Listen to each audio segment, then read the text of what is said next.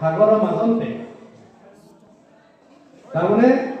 আমি যদি সাগৰ পাৰ হ'বলৈ যাওঁ তেতিয়া আমি ক'ত আশ্ৰয় ল'ব লাগিব এখন নাৱত কিন্তু নাৱৰ সৈতে দেখিও মৰম নাও সতিও ডুব যোৱা আমি মানুহ দেখিছোঁ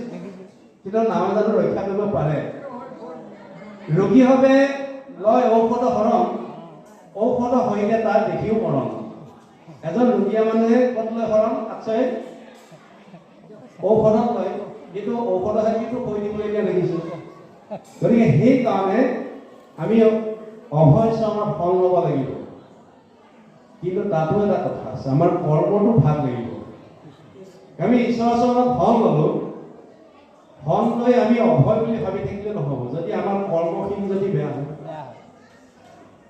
ধৰক এইডোখৰ জেগাতে এইডোখৰ স্থানতে আমি যদি এই গেলামালৰ দোকানখনত যদি অসংখ্য ধাৰ কৰি যদি আমি বেলেগ চাইডে গৈ থাকোঁ তেতিয়াহ'লে মই ইয়ালৈ অহাৰ লগে লগে মই মোৰ নাম শুনাৰ লগে লগে গেলামালৰ দোকানীজনে আহি বিচাৰি বহি বা নিবিচাৰিলেও মই ভাবি থাকিম যে আহিছে নেকি তেতিয়াতো আমাৰ এই ভয়ৰ পৰা আমি ৰক্ষা কৰিব পাৰিম নেকি